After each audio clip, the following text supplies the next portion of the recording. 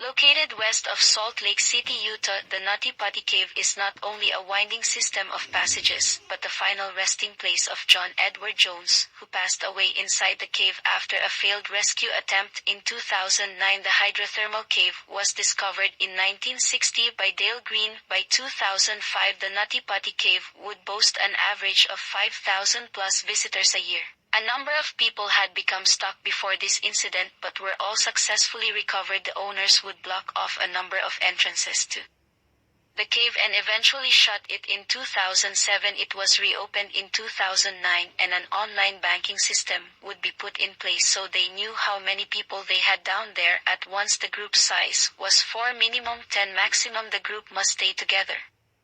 John would not adhere to it would cost him his life shortly after 8 p.m. on 24th of November 2009. 26-year-old John Edward Jones entered the Nutty Putty Cave of his family and friends. It was supposed to be a bonding trip before Thanksgiving. It would turn into a nightmare. John and his brother 23-year-old Josh had explored a plethora of caves with their father when they were younger, with like ceilings, tight corridors, and having to wriggle and crawl your way through. The Nutty Putty Cave would be the tightest they had ever attempted. Around 1 hour into their trip, John and his brother split from the group. In an attempt to locate the birth canal, John found a small opening and began to wriggle through. The walls that surrounded him became ever more claustrophobic and John hesitated. He wanted to retract his decision to explore this part of the cave, but he couldn't turn himself around or wriggle out. He had no other option but to push on and hope the cave would open up further enough for him to turn around. He soon became stuck. He was upside down, his arms uselessly pinned against the rocks. The opening he was now in was no larger than the opening of a washing machine. Josh found John and he knew something was wrong. He tried to pull him out, but with only a small part of his brother's legs reachable, he could only shift him a few inches. The closest I could get basically was just seeing his 2 feet kind of eaten up by that little crevice. I couldn't see his body at all. Josh rushed to the exit and called 911, leaving a friend with John. As he did so, he then returned to his brother's side and waited, making small talk to pass the time. The two woman brothers prayed together and tried to keep spirits up. By the time rescue arrived, it was pitch black both inside and outside of the cave. It was going to be a very, very long night. By 8 a.m. over 100 people were on the scene, all trying to formulate ideas to free John from the cave. What followed was a number of rescue attempts, but as you already know, this story does not have a happy ending. Spencer Cannon described it like this: as you're going through that, you have one arm up, one arm down, and this man is about my size. He's around 190, 200 pounds, and 6 feet tall, so a very large guy, and he's in this space only 18 inches wide, so very difficult. He can't move at all, and after a while the muscles are going to cramp up and he just won't be able to move. Can help rescuers get him out of. Just to reiterate, the Nutty Putty Cave is so small only one person could be with John at one time. Although the rescue group was large, their use in equipment was very limited. They attempted to drill some rock from around John, but after an hour of drilling, only 6 inches of rock were removed, not nearly enough to move John.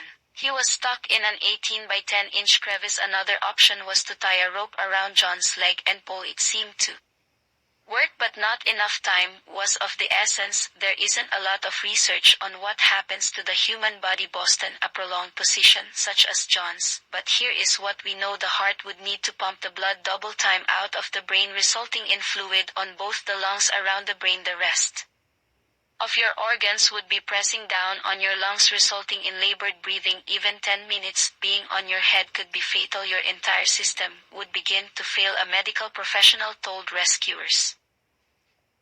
John would have 8 to 10 hours maximum to live. The rescuers had rigged up a pulley system throughout the cave, but John was running out of time. Once the system was set up, everyone pulled. Whilst pulling him, his feet hit the ceiling, causing John to scream out in pain, but it worked. John was pulled back up and was even able to make eye contact with one of the rescuers. Rescuers had managed to get an oxygen hose down to John and gave him oxygen, water, and Gatorade. They were able to rig a radio up so He could speak to his pregnant wife Emily, who was now waiting outside of the cave. She told him how much she loved him, and he repeatedly yelled, I love you, but then tragedy struck. Let's pull back a little bit to a more comfortable position where he is in more of a horizontal position, but there is still 16 feet of that tight tunnel he was stuck in for him to get out of before he would be truly free to be able to leave the cave. Now a piece of equipment broke at that time. He has since slid back into that original position with his head down into 60 or 70 degree angle, so very uncomfortable spot, and rescuers very worried tonight. Ryan Shirt, the rescuer, who was next to John, screamed. The rock the police system was attached to had cracked. The impact cut his face, causing a small concussion and even partially severing Ryan's tongue. When he looked toward John, he had fallen back down nearly a foot. His breathing was more labored than usual. His voice was also very weak. He wasn't injured by the pool, but his body was slowly failing. They again ripped up the rope and tried a second time. The only way to get John out would be to break his legs. His body would not be able to cope with the shock at this point. He was far too weak after being stuck upside down in the Nutty Putty cave for 27 hours. John Jones succumbed to his injuries. It is believed he lost consciousness and passed away as peacefully as possible after being stuck there for so long. There was no way to remove John's body. Authorities are considering shutting down a popular destination for adventurers. It's a cave which has now been declared a public hazard after a young father died inside. Later that year, the Nutty Putty cave was sealed for good. A plaque was placed at the entrance of the cave to memorialize John Edward Jones. His wife Emily gave birth to their baby boy in June 2010. She named him John with the blessing of Emily Jones. Isaac Halima directed and produced the film The Last Descent, which documents the failed rescue of John Jones. Thank you so much for watching. I hope you enjoyed. Please feel free to check out my other true crime weird/bizarre video.